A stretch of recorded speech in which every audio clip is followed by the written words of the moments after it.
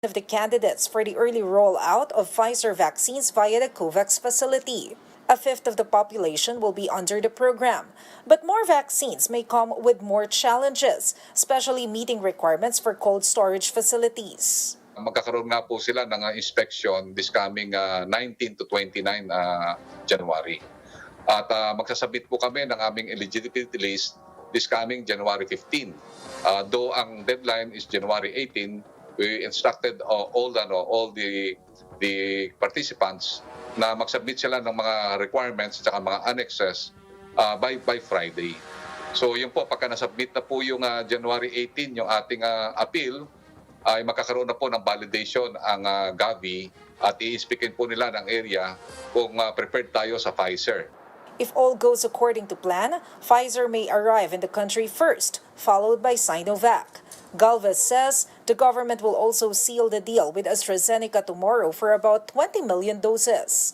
There is also a possibility of Russia's Gamaleya vaccine being rolled out next month, depending on its efficacy rate, while Novavax may also come within the first quarter.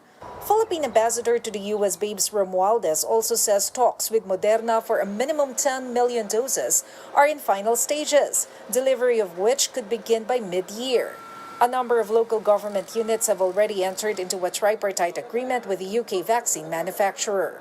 Pagka nagkaroon po natin ng tinatawag na pirmahan sa supply agreement, titingnan po yung allocation po ng mga LGUs. Gagawin po namin equitable po yung allocation. And then pagka meron na po siyang ang allocation niya 70%, yung nabili niya is only 30%, yung 40% pupunan po ng gobyerno.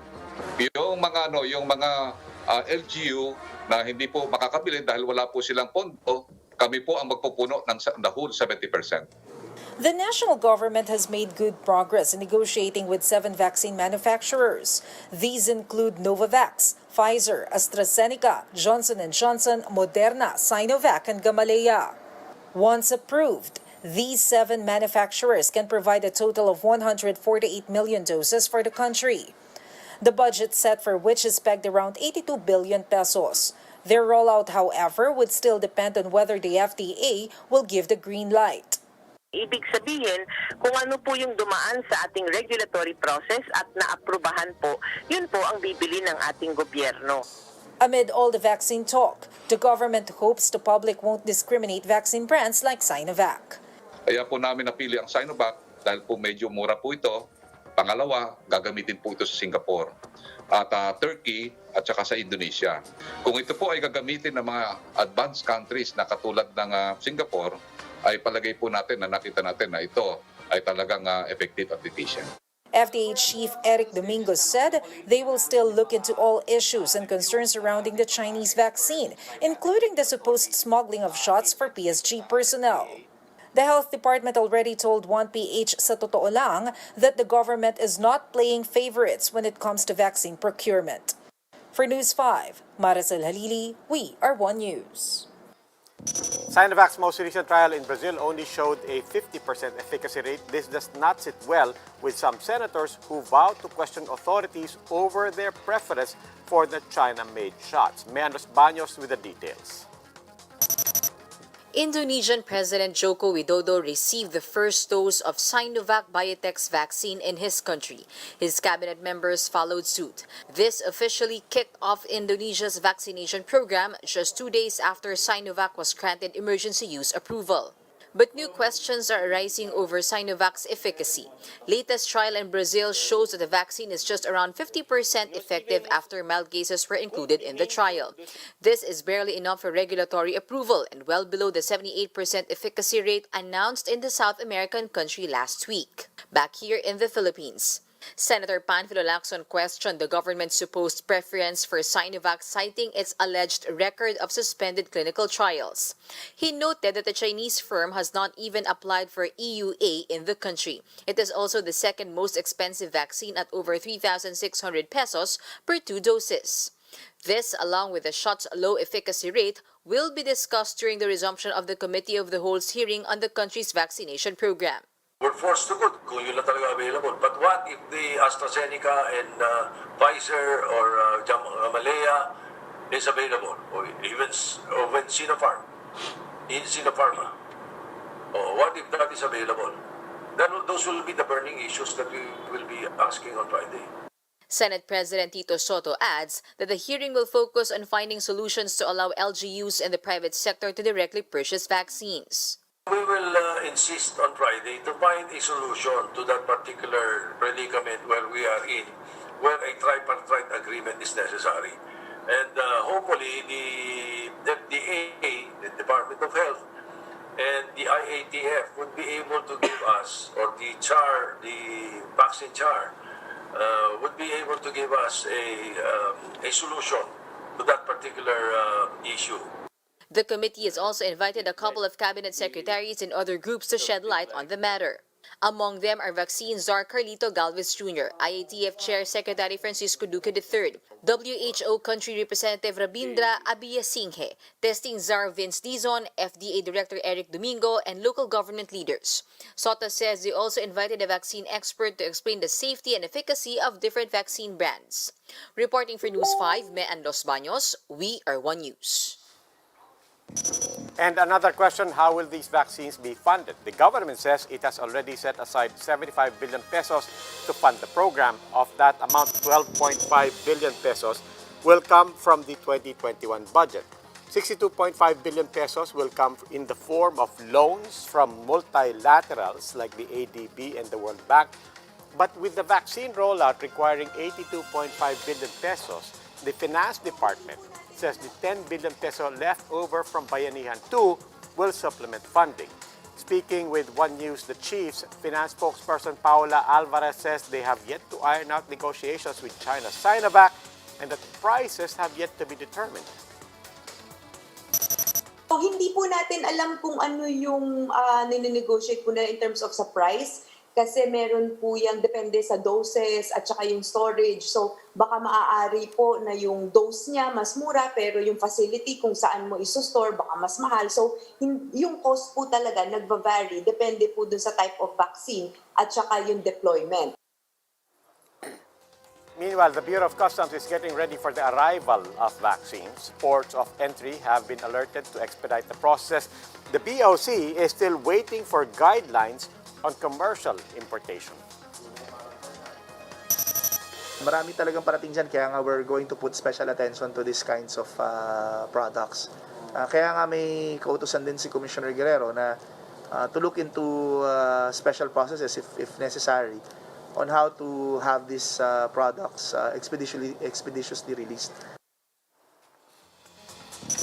An effective vaccine rollout over the next 2 quarters might help the economy bounce back, and that is according to Bangko Sentral Governor Ben Diokno.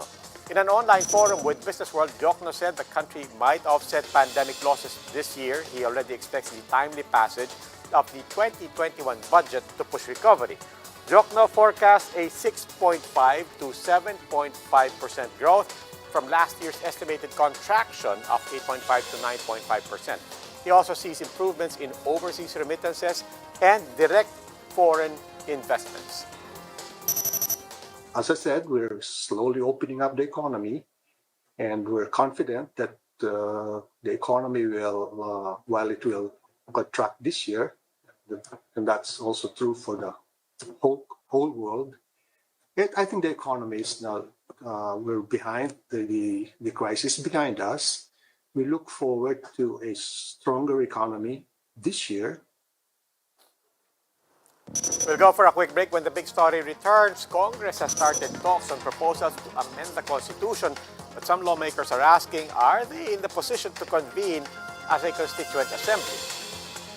And hashtag Cayetano stop using BTS trends online after the Pateros lawmakers appropriates the Korean band's name for politics. The details next.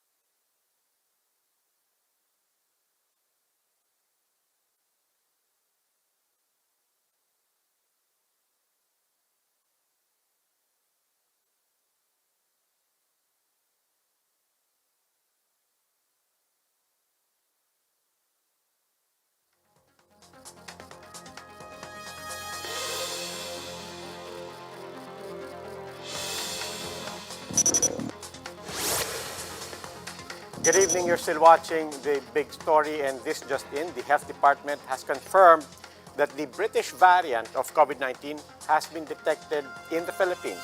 The B.1.1.7 variant of SARS-CoV-2 was detected through the gene sequencing of the Philippine Genome Centers. We'll try to give you more details here on One News.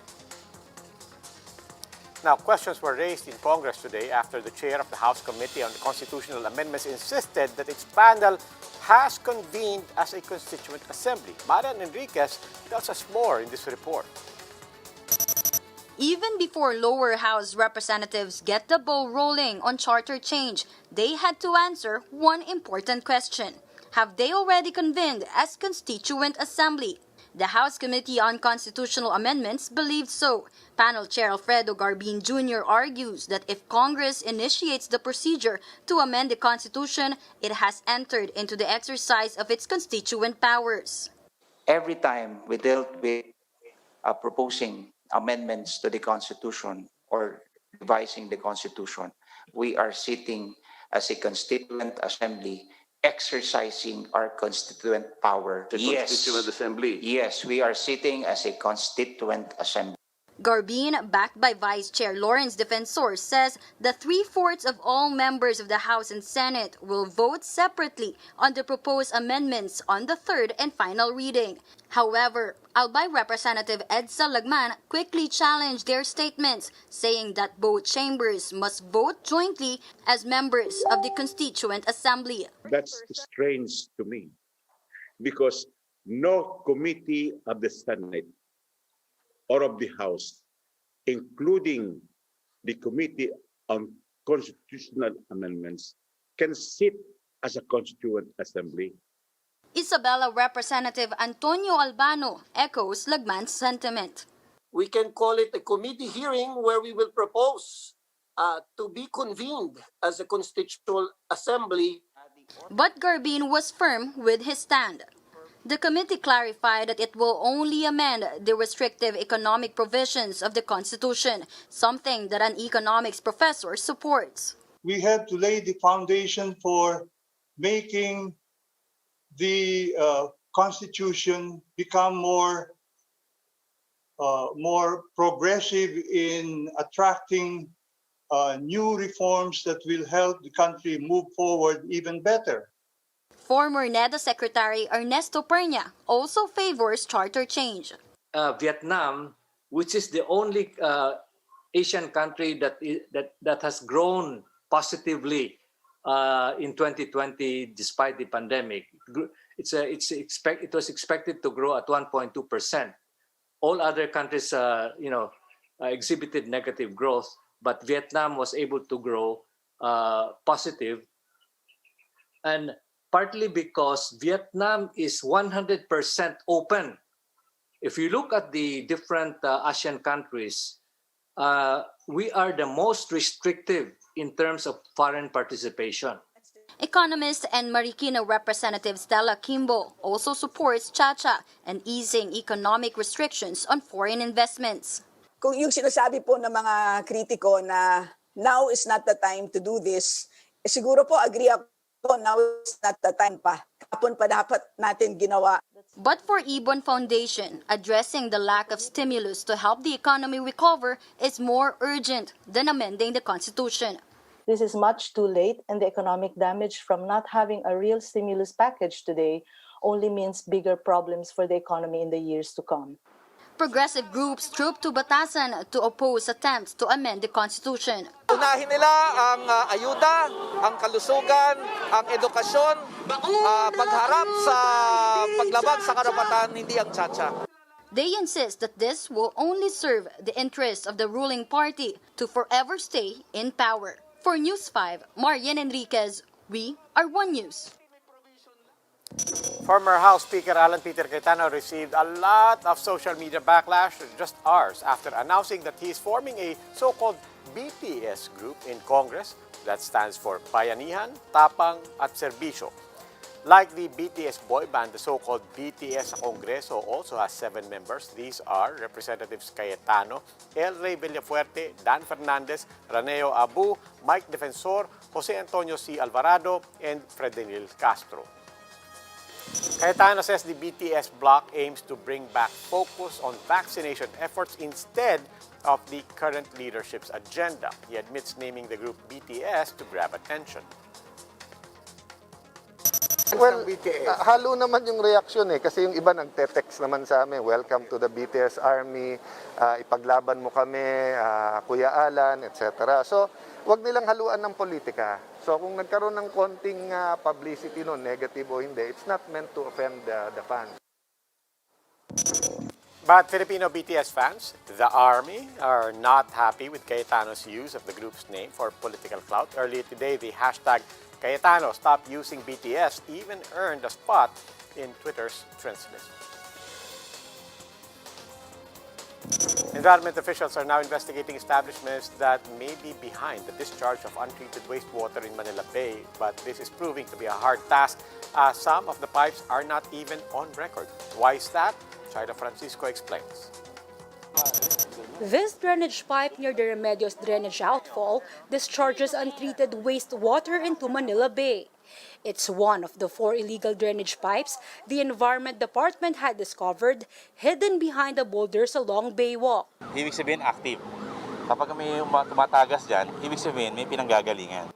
Based on water samples, fecal coliform count is at 32 to 50 million most probable number or MPN per 100 milliliters.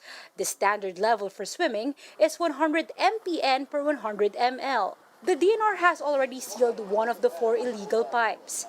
It seeks to finish the job within the month. Officials suspect nearby commercial establishments to be the culprits. The DNR says it has an initial list of those connected to the pipes.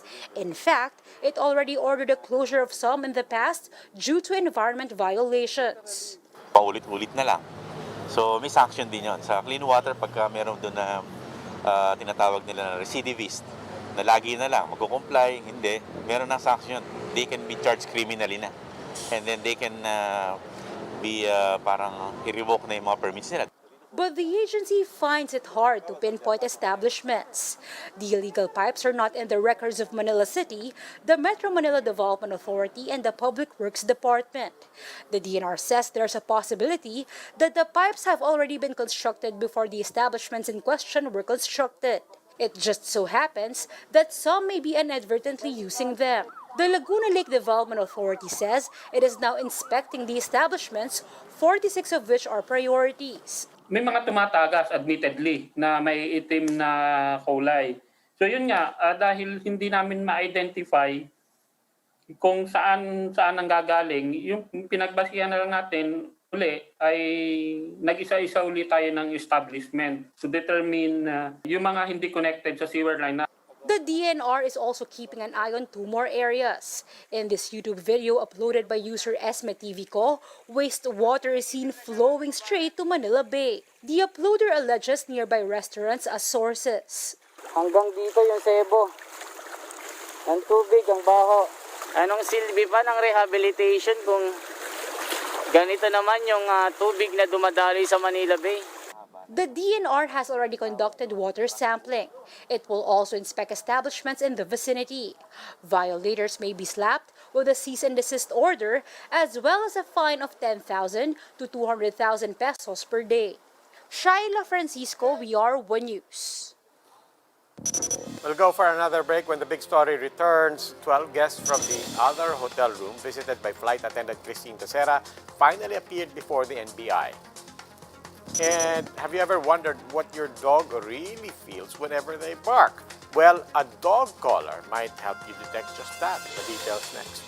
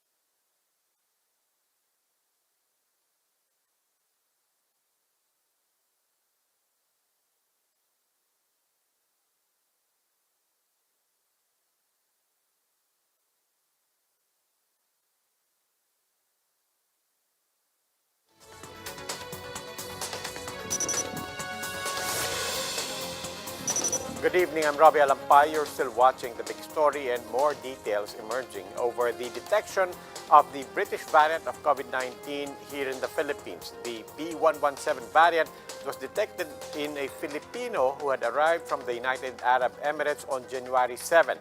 He is a male resident of Quezon City who departed for Dubai on December 27 for a business trip. He was quarantined in a hotel upon his return in January.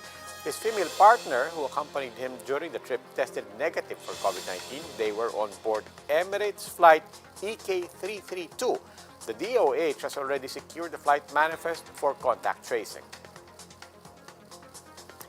The preliminary investigation into the death of flight attendant Christine Dacera has been reset. The PNP wants more results from the additional tests on her remains, but a forensic pathologist is casting doubt on the urine sample extracted from the cabin crew. Camille Samonte tells us why. For the first time since news of the death of cabin crew Christine Dacera broke out, the guests from room 2207 of the City Garden Grand Hotel showed up. 12 persons of interest from the said room appeared before the NBI, joined by their legal counsel. Recall that Christine and her friends from room 2209 constantly visited the neighboring room during New Year's Eve. Ginawa? Masama? Wala. Wala po. Wala naman, sir? Wala po, wala. Meron po bang sa tingin niyo krimen nangyari? May illegal po ba nangyari? May krimen po ba nangyari, sir? Feeling ko, wala po talaga. Are you willing to cooperate, sir? NBI Deputy Director Ferdinand Levin says this will shed some light on Dacera's death. We will know kung ano ba talaga nagsisinungaling o kung anong partisipasyon nila kada isa. This is very important for us para mahimay-himay namin. But prior to their appearance, 7 of the 11 respondents from 2209 already showed up before the Makati Prosecutor's Office for the preliminary investigation. Romel Galido, JP De La Serna, Gregorio De Guzman, Valentine Rosales, and Clark Rapinan submitted a counter-affidavit on the rapid homicide case they are facing. JP Halili and Ed Madrid were also present together with their lawyers. Louie De Lima and Rayang Liz were represented by their counsel, but the hearing has been reset to January 27. The PNP wants to wait for the DNA analysis, toxicology analysis, histopath examination, and lab results from the Makati Medical Center. A source sent to News 5 a document showing that 5 laboratory procedures were done to identify any trace of illegal drugs on Dacera's body. Dacera's family still believes Christine was raped. They are awaiting the results of the NBI's second autopsy. Number 1 was Christine drugged. That explains her erratic and incoherent behavior in that early morning of January 2nd or January 1st. And saka pangalawang issue, sino naglagay ng drugs? Tapos pangatlo, was there a sexual molestation? Much will depend on the urine sample extracted from Dacera, but a forensic pathologist has doubts. Kung sinabi mo 100 ml of urine yan, how are you sure that it is urine? Kumusta yung bladder? Kasi kung ihi na nakakalat doon sa loob ng abdomen, ay hindi yan ihi. Baka ano yan, contaminant na lang. Because remember, the body was embalmed.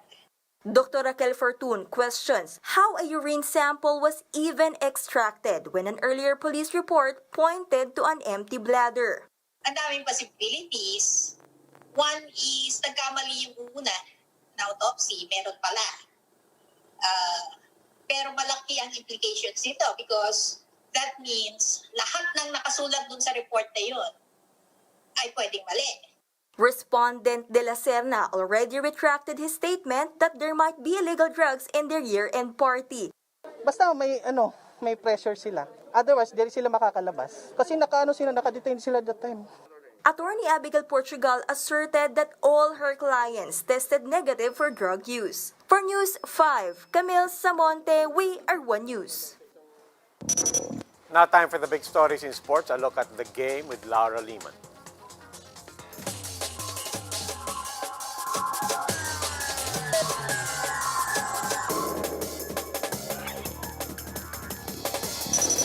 Thanks, Robbie. Now, among the safety measures discussed, Players and team staff are to remain at their residence or hotel except for essential activities. Pre-game locker room meetings are limited to 10 minutes. Players cannot arrive at the arena for more than 3 hours before tip-off. Outside games, interactions are limited to elbow or fist bumps. Players must wear face masks on the bench except at cool-down chairs. And individuals who visit the home of a player or staff member must undergo COVID-19 testing twice per week. And of course, those are the new regulations for the NBA. And that's it for the latest in the world of sports. Catch us later at 9:30 p.m. only here on One News and One Sports Plus. My name is Laura Lehman, and this has been The Game. Thanks, Laura. Now to dog lovers out there, have you ever wondered what our furry friends are trying to tell us when they bark? South Korean technology is trying to bring us answers. A startup has developed an AI-powered dog collar that supposedly can detect 5 canine emotions. PetPulse uses voice recognition technology to monitor barks. Through a smartphone app, pet owners supposedly can tell if their dogs are happy, relaxed, anxious, angry, or sad. The device also tracks a dog's physical activity and rest. And that wraps up today's big story. Catch us again tomorrow at 8 p.m. on Signal Channels 8 and 250. Please like our Facebook page, One News. For more in-depth analysis, visit our webpage, onenews.ph. I'm Robbie Alampay. We are One News. Good evening.